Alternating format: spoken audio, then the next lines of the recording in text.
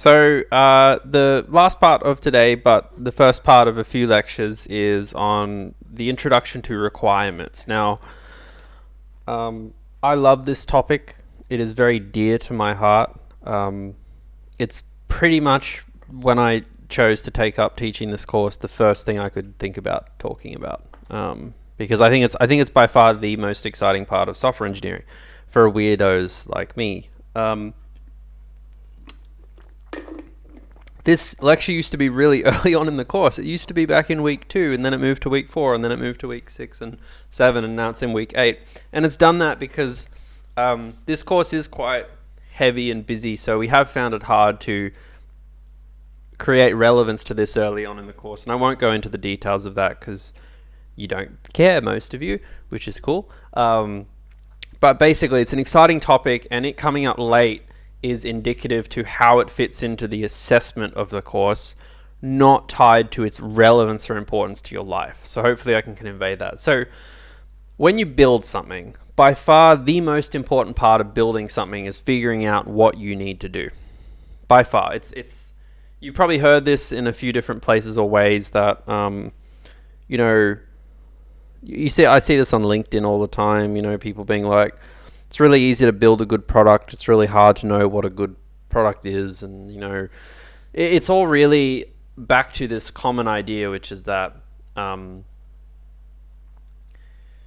before you build anything, you need to design it. And before you design something, you need to know what the hell you're doing. You need to know why you're doing it. And you need to understand specifically what set of objectives you're working towards. So we'll be talking about requirements broadly, functional and non-functional requirements, and then requirements engineering as a topic. So firstly, requirements. Before we code anything, I've just said this before, before we code anything, we need to know how to test it. Before we code anything, we need to know how to design it.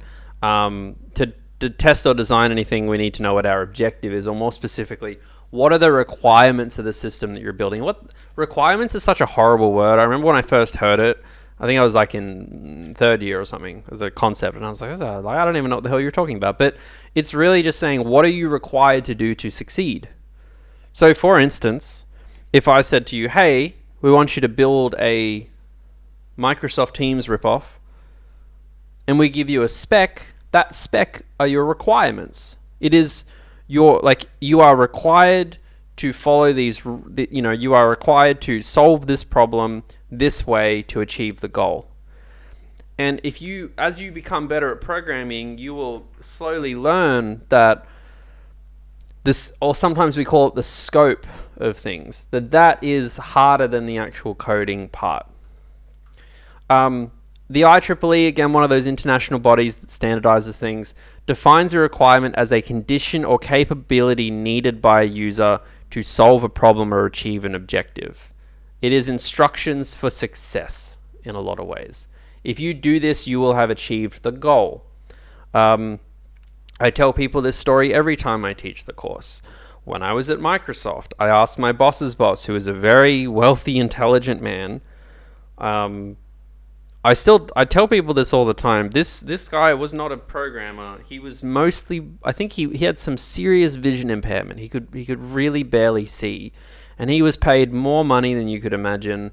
He was super senior, and all I remember thinking about that entire internship, I was like a third year coder, programmer, was like, it helped me understand that, again, your value for the majority of you in the big bad world of software engineering is going to have very little to do with your ability to program, and has everything to do with your ability to solve problems and make good decisions. Because if there's a guy out there, gender relevant, it's like, this is my boss's boss, who can be paid that much money and be that in charge and be mostly blind, which means they're not coding, they can barely see. A lot of what they were doing was talking.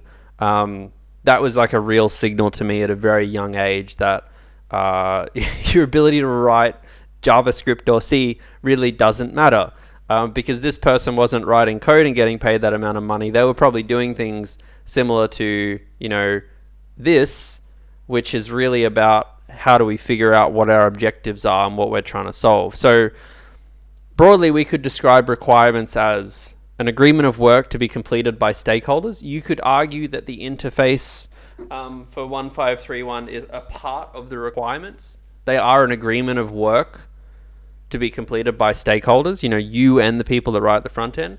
And they're a description and constraint, and they are descriptions that include constraints of a proposed system. So they tell you what the system does, how it needs to exist, and quote here, the hardest single thing about building software is what to build. The other example that I always show students is from solar car days, which are our ADRs, our Australian design rules, which are basically government set rules that tell you how cars have to be, like cars in Australia. So if you build a car in Australia, or you bring a car to Australia from somewhere else, it actually needs to pass these requirements, if you will. And I'm just trying to find out where is it? Let me just Google ADR3 or something. And so basically every car in Australia has this, it's federal legislation from the Australian government. And this is what I think about this because it's one of the earliest things I was exposed to about what engineering requirements are, which are basically ADR3, as in Rule 3, is about seats and seat anchorages. So every car you're in Australia, maybe some exceptions, will follow these set of requirements. So the people that build these cars or import these cars have to make sure that the engineering is built to a set of requirements, and they include things such as, I don't know if this is a good one or a bad one, or it looks a bit boring. Let me try another one. ADR11, I think this is windscreens, is it? Maybe I've forgotten. Internal sun visors. When you fold that thing down in the car, you've got your sun visor in a car. These aren't just here because people think they're nice. It's actually a piece of Australian legislation that specifies they need to exist. That's why you see them everywhere, even if you don't use them. And no matter how nice the car is, they all kind of look the same because the rules state things such as, I'm just struggling to read this. Yeah, here you go. The sun visor shall be constructed of or covered with an energy-absorbing material nominally over the whole area, such as the requirements in blah, blah, blah, blah, blah. Each sun visor mounting shall present no rigid material edge radius of less than 3 millimeters. Basically, no sharp edges. More about how you test it. There's a lot here, and I picked two really boring ones, funnily enough. But the point is that these are essentially sets of requirements. They're helping you understand the constraints in which you need to build the system. And the point is not that every single engineering project starts off with these really, really boring lists of legality things, which are really quite mind-bogglingly boring, right? This one's about the noise a vehicle can make, just whole bunches of stuff. The point is that you don't just go around building random things. Ever. It's just not how the world works.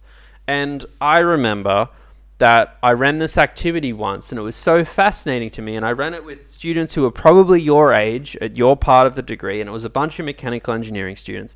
And I sat them down in a room and I said, I've got a job for you. You're going to build me a table.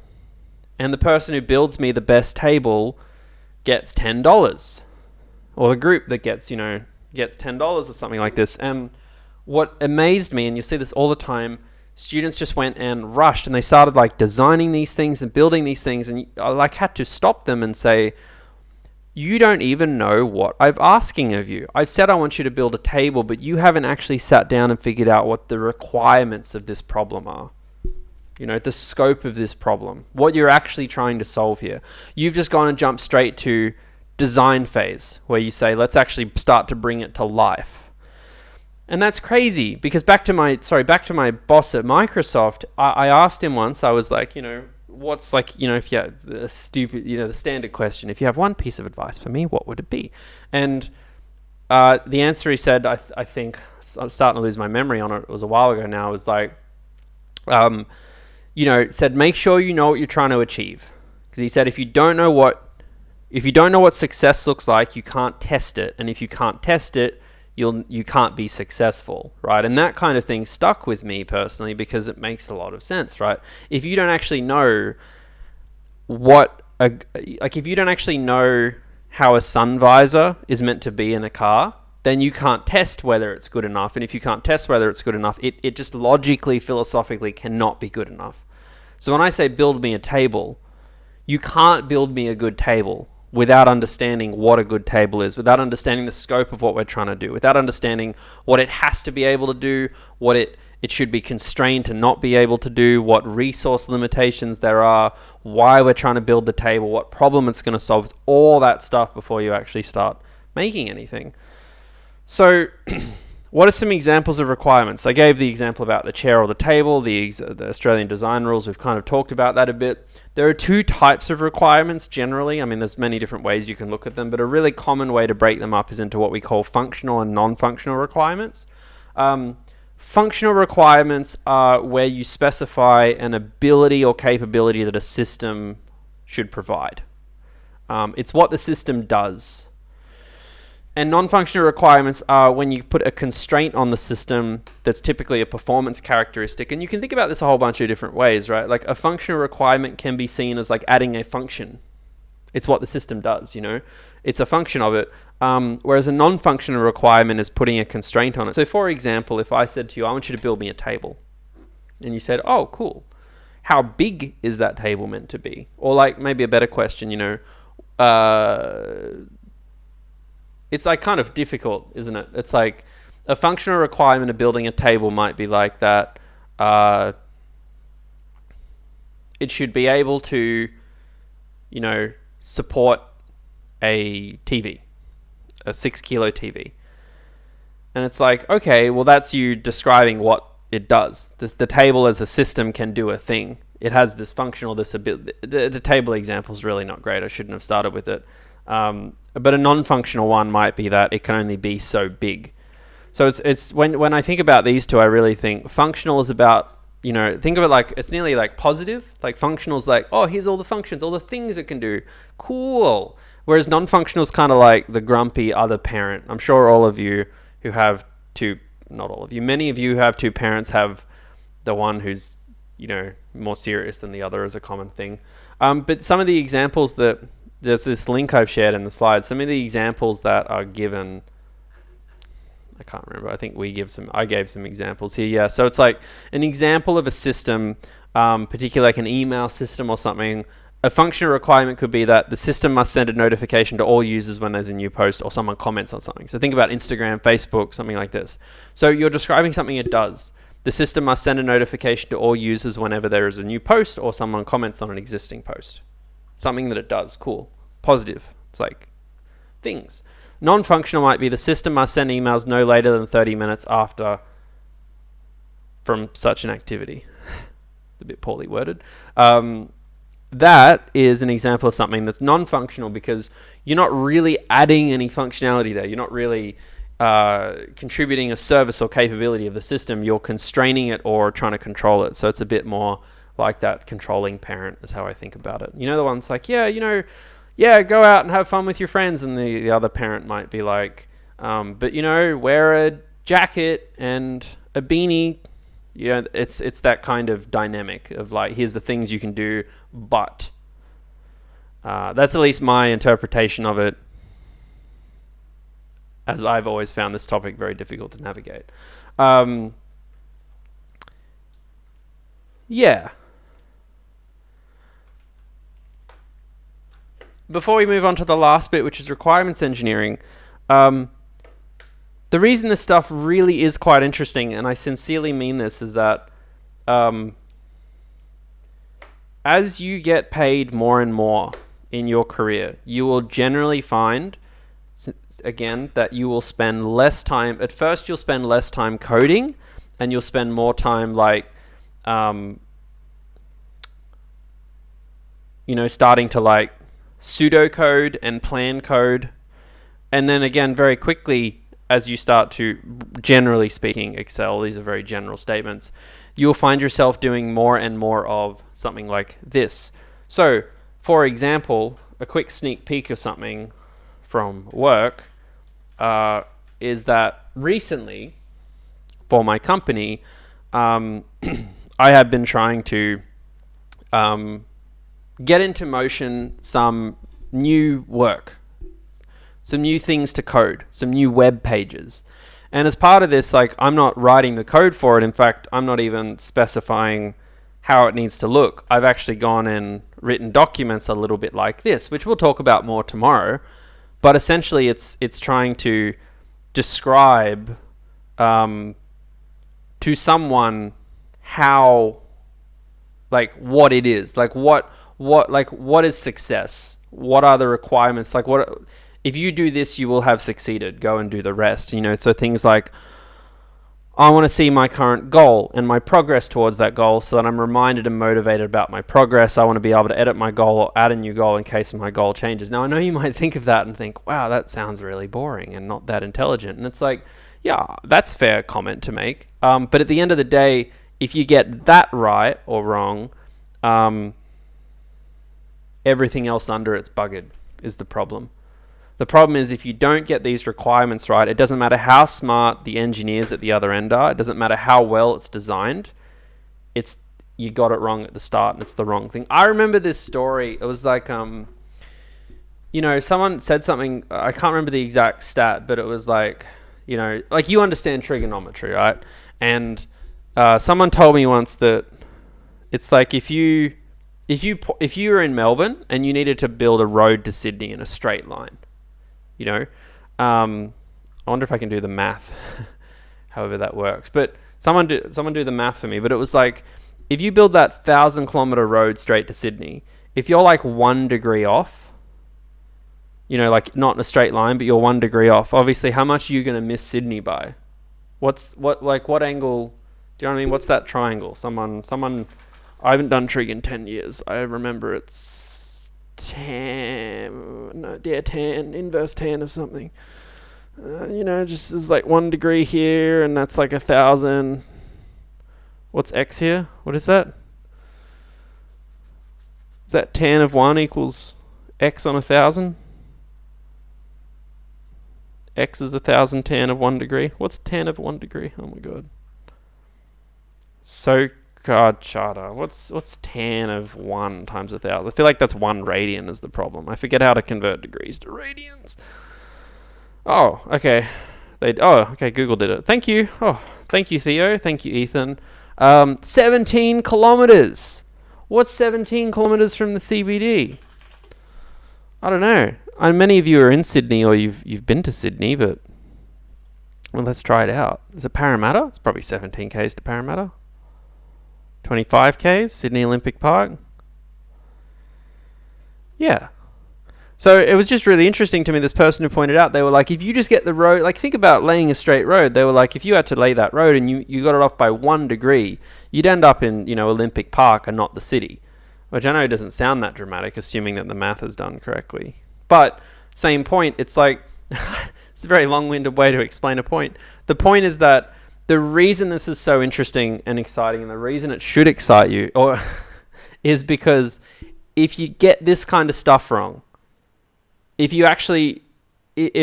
what you specify as the system expectations and requirements are wrong, everything's screwed. You land in the wrong spot. It doesn't matter how straight, how perfect that road is, how fast you can go on it, you will end up in the wrong place. So we'll keep talking about this. Tin said something funny, which was, you might end up in the ocean. And exactly, that's a great analogy. You might end up over here somewhere off the coast, which could be even worse. So this is all requirements. Where this gets us to near the end here is requirements engineering, which is the topic of how you come up with these requirements. So let's say you're working on a project such as the Teams ripoff, and you have to figure out what it is you're building, So let's say UNSW comes to you and says, we need you to build us a new Teams app, which they kind of did or something, and you think, gosh, okay, well, let's just get started. No, don't get started. Figure out what requirements you're working to are. So this is what requirements engineering is. It's the process of learning, of essentially digging in and figuring out what the requirements are you're working towards. So requirements engineering is a set of activities that's focused on identifying the purpose and goal of a software system. So It's a requirements engineering is about finding requirements, and it is essentially a negotiation process between you and stakeholders so you can all agree on what you want. Everything you do in engineering is about stakeholders, right? And it could be you as a stakeholder, it could be you and your friend, it could be me and you, it could be you and the university, you know? In the case of my startup, it's us and our customers, it's us and our service providers, it's us and our investors, the people who fund us, you know? It's like, it's all these things kind of combined. And it's really just about bringing all that together to understand where things should be at. So there's really 4 stages of requirements engineering. The first one is elicitation, which is essentially getting raw information from people about what the goal of a project is. The second one is about analysis. The third one is about specification and bringing that back together. And the fourth one is about validation. So this first one, elicitation, is kind of the most interesting one, which is really just about research. It's about questions and discovery. So let's say, I don't think this is here. I don't know if I put it in the slides. I think I might have taken it out. Or maybe it's in the slides tomorrow. I can't remember. But, you know, there was this great prank I love, April Fool's UNSW monorail. I remember it because I think I was in first or second year. Maybe I was in first year. I don't remember. 2012. Okay, I would have been in first year here. And they had this, like, article that I don't know if they linked to properly. It's all right. Where is it? No, they got rid of the article. Anyway, there was basically an article where they were like, blah, blah, blah, UNSW is going to build a monorail to get from the bottom of campus to the top of campus. And, you know, I always thought this was a funny idea. And then I thought about, well, if you actually had to build it, what would you do, right? If I actually asked you to build a monorail, the first thing you're going to do is not order steel. The first thing you're going to do is figure out what requirements you're working towards. So what do? You do some market research. You learn about what the university wants. You learn about the people that supply the materials. You learn about students. You interview students. You do focus groups with students. You send out surveys to students. You ask them questions like, why would you catch the light rail? What are you scared about of the light rail? How much would you pay for the light rail? Eventually you might learn something like students will never pay more than $2 for the light rail. There's a requirement. There's a constraint. That's a non-functional requirement. It helps you understand the constraints of the system. Students say, well, I'm only going to catch the monorail up campus if it's at least twice as quick. You know, if it's a 10-minute walk and a 5-minute monorail, I'm just going to walk. But if it's like 2 or 3 minutes, then I'm going to do it. It's like, okay, there's another non-functional requirement to do with timing.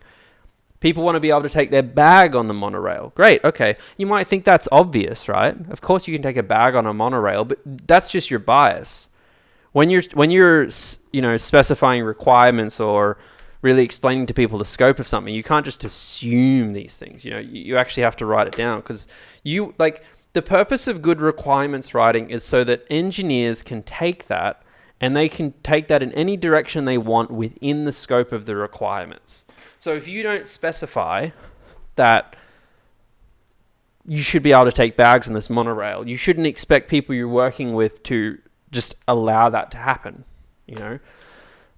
So, you know, students should be able to take at least one bag on the monorail. That's a functional requirement. But the point of elicitation more broadly is to get raw information down. It's not to come out with the answers. It's like when you're in high school and you're doing like a big research project for chemistry or whatever the hell you were doing, and you just go on all these you go on all these internet websites and you start, you know, jotting down notes and copying and pasting chunks. Like you're just getting the raw information out, which really leads you to the second point, which is analysis. And again, you can link a lot of this back to what it's like writing reports in high school, where analysis is about building the picture. It's about saying, hey, I noticed these commonalities here. It's I kind of think about it like mind mapping. You know, like, you know, those cliched examples where you see people put up all, like in crime movies, you see them put up all these like post newspaper articles on the wall, and then they start putting string between them. The string is really like what analysis is. It's where you sit down and you start saying, let's connect some of these things. Let's formalize some of these things. So when someone said to me, hey, I really want a monorail because, like, God, I hate walking. It's like, go and articulate that a little bit better, you know.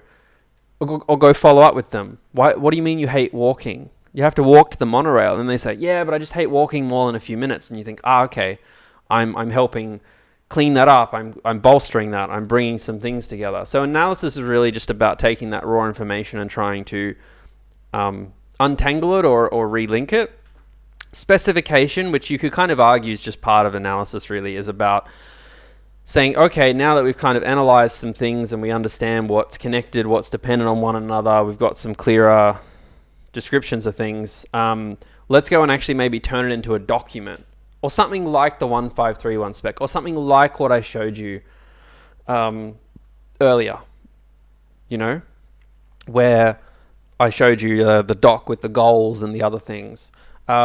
It's really just about formalizing what you've learned into something digestible and summarized. And then the fourth step, which is a really important step, is validation. Go back to the people. Go back to the students. Go back to UNSW and be like, well, this is our requirements, this and that time, this and that bags, this and that. And they'll point out problems. They'll say, yeah, but you've missed this thing. You've missed this part, or, that seems a bit hard.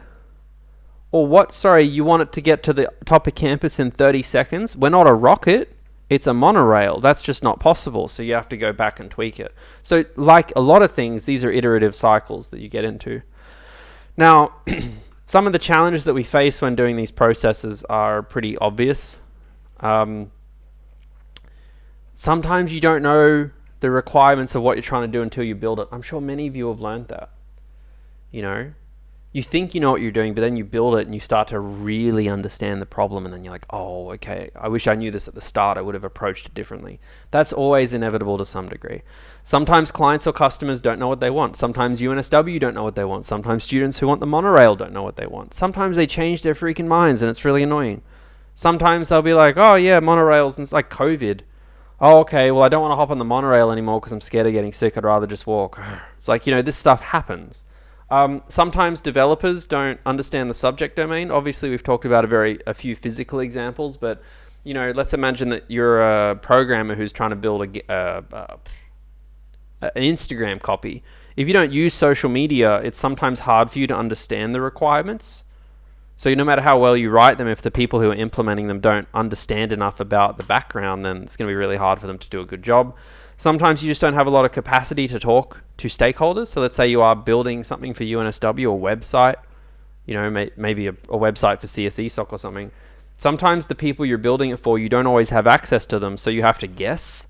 This is where assumptions become really important, because assumptions really just exist because you don't have the capacity to get all your questions answered all the time because people aren't just giving you the time all the time. And then the very last thing, which will wrap up the lecture, so we're nearly done if you just give me a couple of minutes, is you have to be very careful about jumping into details or solutions too early. And what we mean by this is that sometimes it's easy to, this one's a bit more nuanced, but sometimes it's very easy to go, people don't want to, how would you say it? People don't want to wait more than a minute for the light rail. Okay, that's an example of a constraint. But what you've done there is perhaps that's not the actual problem you're trying to solve. Maybe the problem isn't that people want to wait no more than a minute. Maybe the problem is that people assume the light rail will take 5 minutes and walking takes 10, so therefore they don't want to wait more than a minute, because why would I wait if it's just going to slow me down? But if the light rail was only whenever I say light rail, think monorail, I'm sorry.